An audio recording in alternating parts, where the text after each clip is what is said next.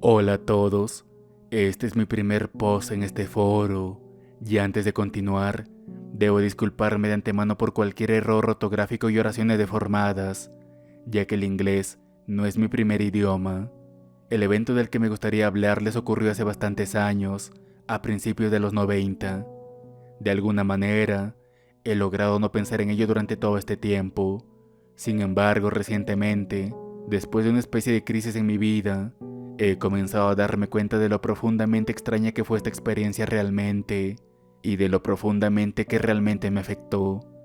Intentaré proporcionar tantos detalles como pueda sacar de mi memoria, admitidamente nebulosa, así que tengan paciencia si mi relato parece largo y excesivamente pedante. Según recuerdo, mi historia tuvo lugar a principios de julio del 93. Tenía 18 años en ese momento y trabajaba durante el verano en el departamento cívico del condado Común de Mojave en el centro este de Suecia, haciendo principalmente mantenimiento de calles y parques. Mi compañero de trabajo y yo habíamos terminado el trabajo del día podando setos y cortando césped en una comunidad remota unos 15 kilómetros de nuestra oficina principal, y estábamos de camino de regreso. El camino por el que íbamos, en una mini furgoneta, atravesaba una zona bastante rural, campos y pequeños bosques de pino dispersos. Había, y todavía hay, solo unas pocas casas de campo y cabañas dispersas a lo largo del camino, que es la única carretera asfaltada en esa área. Todas las carreteras que se conectan con ella, a lo largo de este tramo, son caminos de grava o senderos de tierra. Solo ese verano debimos haber conducido por ese camino al menos 100 veces, así que lo conocíamos bastante bien para ese momento. Después de conducir aproximadamente 5 o 7 kilómetros por este camino, mi compañero de trabajo, que iba conduciendo, se dio cuenta de que nos estábamos quedando sin gasolina. De hecho, la aguja del medidor ni siquiera se movía de su posición más baja. El coche seguía funcionando sin problemas, pero dudábamos de que pudiéramos seguir con los vapores de gasolina durante otros 10 kilómetros más o menos. Habíamos entrado en uno de los pocos lugares a lo largo de este camino, flanqueado por bosques en ambos lados. El área es por lo demás bastante abierta, principalmente con tierras de cultivo. El coche estaba equipado con una radio de onda larga. Esto era antes de la época de los teléfonos móviles, así que estábamos discutiendo si llamar por radio a la oficina central en caso de que nos quedáramos varados y necesitáramos que nos trajeran algo de gasolina. Al final, sin embargo, decidimos seguir conduciendo tanto como fuera posible, por si acaso la gasolina que teníamos fuera suficiente para llevarnos a casa.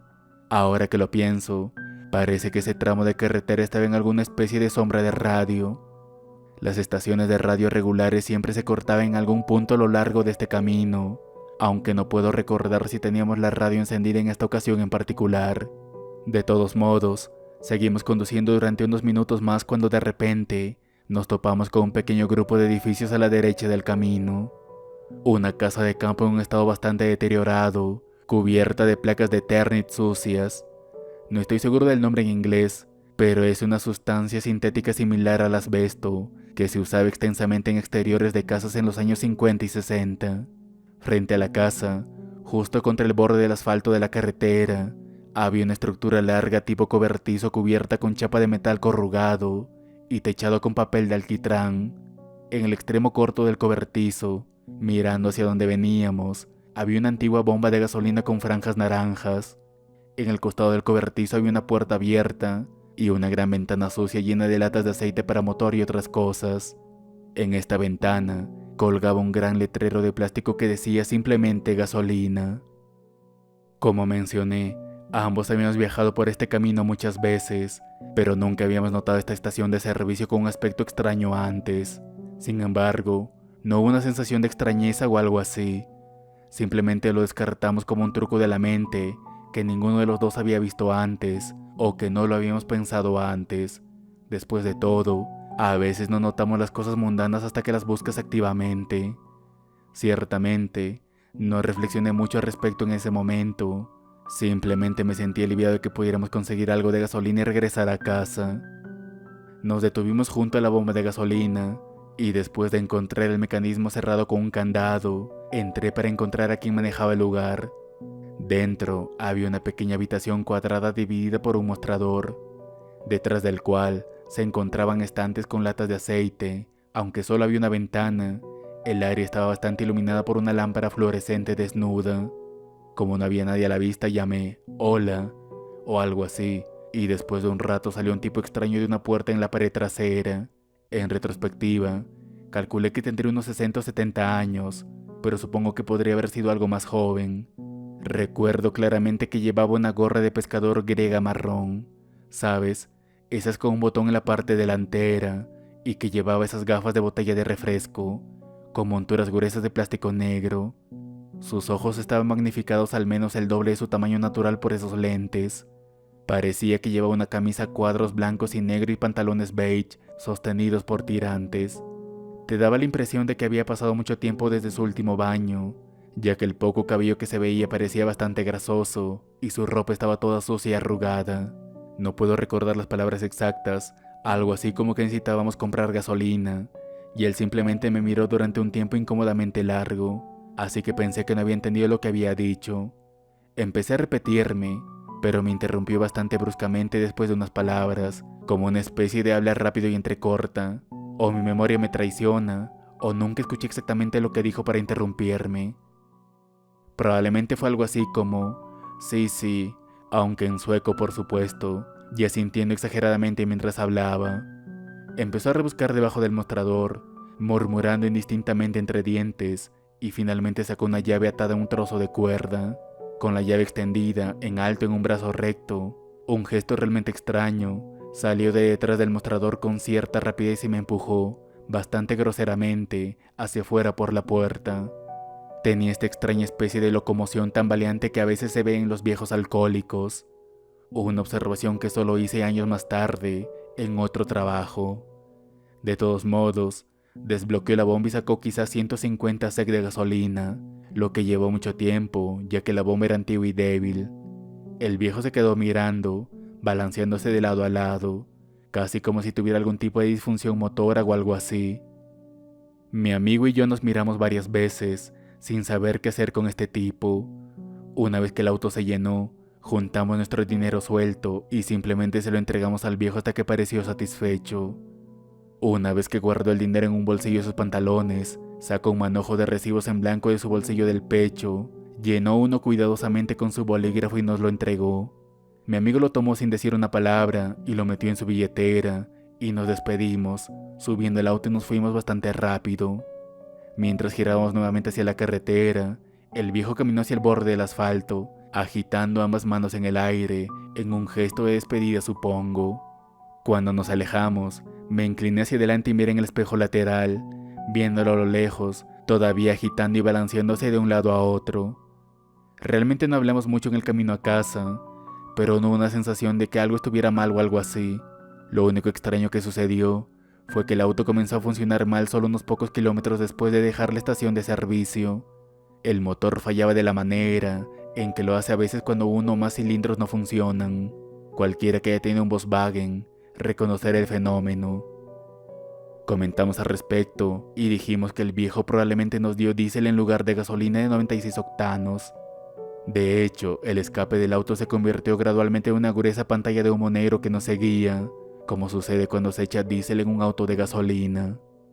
Para cuando llegamos a nuestra oficina principal, el auto tosía y escupía constantemente, así que lo llevamos al taller de reparación del departamento cívico, ya convencidos de que nos habían vendido diésel en lugar de gasolina, y bastante molestos porque tendríamos que vaciar el tanque de gasolina a mano, lo cual es bastante desordenado. Un tipo en el taller nos ayudó con una bomba manual, vaciando el tanque de gasolina en una gran cubeta de plástico. El líquido que bombeamos del tanque no era ni rosado como la gasolina, ni claro como el aceite diésel, sino un naranja lechoso y opaco. Tampoco olía bien, sino más bien dulce, como trementina. El mecánico, un viejo zorro que probablemente sabía todo lo que había que saber sobre cosas mecánicas, comentó que el líquido parecía algo llamado gasolina de guerra. Aparentemente, durante la Segunda Guerra Mundial, la gasolina era escasa y se requería de una alternativa. La solución se producía mediante una mezcla de aceite de combustible refinado de manera rudimentaria con trementina, o tal vez etanol, con la que se podían hacer funcionar los motores antiguos de gasolina, aunque no muy suavemente. El tipo nos preguntó de dónde habíamos sacado la gasolina y le contamos riendo sobre la extraña estación de servicio, incluso agregando que nunca la habíamos notado antes. Ahora, realmente esperaba que el tipo, como conocía muy bien a todas las personas extrañas en el área, se riera con nosotros y nos contara todo sobre este extraño viejo que habíamos conocido. En cambio, parecía totalmente confundido y dijo algo como: ¿qué estación de servicio? Y fue como si se hubiera reventado una burbuja. De repente me abrumó lo extraño que era que nunca hubiéramos visto esta estación de servicio antes, y me volví cada vez más seguro de que en cada ocasión anterior que habíamos conducido por este camino, simplemente no había estado allí en absoluto. Al mirar la cara de mi amigo, era obvio que él pensaba lo mismo. Comenzamos a preguntarle al mecánico si estaba realmente seguro de esto, y así sucesivamente, pero mantuvo que, hasta donde sabía, no había una estación de servicio en ese tramo de carretera. De hecho, comenzó a parecer bastante asustado a medida que mi amigo y yo nos volvimos más y más agitados. Finalmente, nos fuimos para cambiarnos de ropa de trabajo y decidimos tomar el auto de mi amigo, conducir de regreso por donde veníamos y ver si podíamos encontrar la estación de servicio. De hecho, condujimos todo el camino de regreso a la ciudad donde habíamos trabajado ese día, y de regreso, sin encontrar nunca el pequeño claro donde había estado la estación de servicio.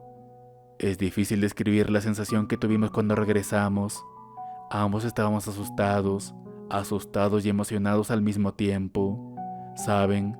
Me senté en el asiento del pasajero con el recibo que habíamos recibido del extraño viejo, y para mí, ese pedazo mundano de papel sucio simplemente parecía emanar una extrañeza casi palpable. Tuve serios problemas para dormir durante varias noches después de esto, pasando mucho de mi tiempo despertando repasando esto en mi cabeza.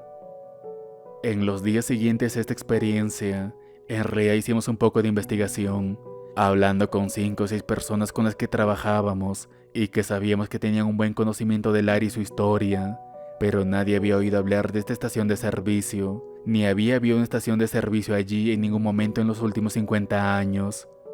Como nuestras preguntas no nos llevaron a ningún lado, perdimos interés después de un tiempo y la vida continuó normalmente.